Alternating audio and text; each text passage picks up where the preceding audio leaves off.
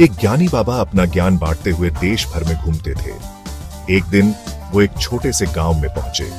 उनके साथ एक छोटा सा पिल्ला था। पिल्ला बहुत ही चंचल और नटखट था। बाबा ने उस पिल्ले को एक दयालु दुकानदार के पास छोड़ने का फैसला किया। दुकानदार एक नेक इंसान था जो अपनी ईमानदारी के लिए जाना जाता था। उसने खुशी से पिल्ले को अपना लिया। उसने उस छोटे से जीव की अच्छी देखभाल करने का वादा किया। बाबा मुस्कुरा दिए। उन्हें पता था कि पिल्ला अच्छे हाथों में है। वो अपनी यात्रा पर आगे बढ़ गए, पिल्ले को पीछे छोड़कर। श्रवण एक समझदार कुत्ता था। उसने जल्दी ही दुकानदार की मदद करना सीख लिया। हर सुबह श्रवण दुकानदार के साथ जल्दी उठता। वो उसके साथ बाजार जाता ताकि दिन भर का सामान ला सके। श्रवण दुकानदार के पास चुपचाप बैठा रहता। वो हर लेन देन को ध्यान से देखता। बाजार के लोग श्रवण के व्यवहार से हैरान थे। वो अक्सर उसके अनुशासन और बुद्धिमत्ता की तारीफ करते। दुकानदार गर्व से मुस्कुराता। वो कहता, श्रवण सिर्फ एक पालतू जानवर नहीं है, वो मेरा दोस्त और मददगार है। सचमुच श्रवण एक सच्चा साथी था, हमेशा मदद के लिए तैयार। वो वफादारी और आज्ञाकारिता की जीती जागती मिसाल था, जो दुकानदार की ईमानदार परवरिश को दर्शाता था।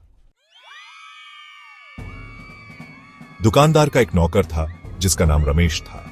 रमेश आलसी और बेईमान था। वो अक्सर ग्राहकों को धोखा देने और पैसे चुराने की कोशिश करता। श्रवण को रमेश की बेईमानी पसंद नहीं थी। जब भी रमेश धोखा देने की कोशिश करता, वो गुस्से से भौंकता। रमेश श्रवण से डरने लगा। वो जानता था कि कुत्ता होशियार है और उसे बेनकाब कर देगा। वो श्रवण से छुटकारा पाना चाहता था। एक दिन रमेश को एक मौका मिला। एक अमीर व्यापारी दुकान पर आया। उसने कई महंगी चीजें खरीदी। व्यापारी ने सोने के सिक्कों में भुगतान किया, जिन्हें दुकानदार ने ध्यान से गिना। रमेश ने देखा कि दुकानदार ने सोने के सिक्कों को एक छोटे से लकड़ी के बक्से में रखा। उसने देखा कि दुकानदार ने बक्से को एक ऊंची शेल्फ पर रख दिया, जहां से उसे कोई भी नहीं उतार सकता।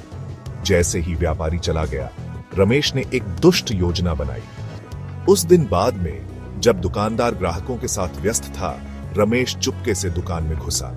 उसने शेल्फ से सोने के सिक्कों का डिब्बा उठा लिया।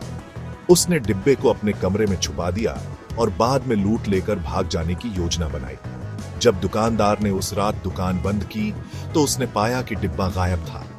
उसने हर जगह खोजा, लेकिन सोने के सिक्के नहीं मिले। रमेश ने भी हैरान और चिंतित होने का नाटक किया।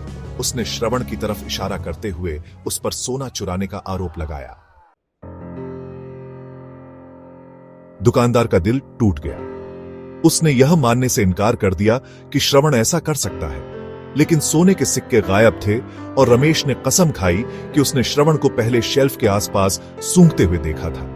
अपनी शंकाओं के बावजूद दुकानदार ने विश्वासघात महसूस किया। उसने श्रवण को कड़ी फटकार लगाई। उसने उस रात उसे खाना देने से भी मना कर दिया। श्रवण बहुत दुखी था।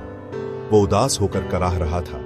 यह समझ नहीं पा रहा था कि उसका प्यारा मालिक उससे नाराज क्यों है। उस रात दुकानदार अपनी दुकान में अकेला बैठा था। उसका दिल दुख से भरा हुआ था। उसे श्रवण की कमी खल रही थी, लेकिन वो अपने वफादार साथी द्वारा किए गए विश्वासघात की तस्वीर को अपने दिमाग से नहीं निकाल पा रहा था।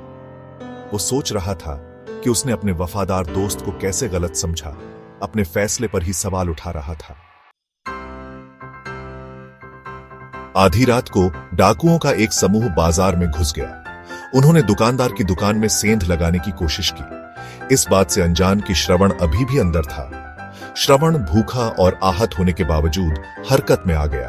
वो जोर से भौंका, जिससे पूरा मोहल्ला जाग गया। डाकू शोर और श्रवण के भयंकर हमले से चौंक गए और खाली हाथ भाग गए। दुकानदार हंगामा सुनकर अपनी दुकान की ओर भागा। उसने देखा कि श्रवण बहादुरी से आखिरी डाकुओं से लड़ रहा था।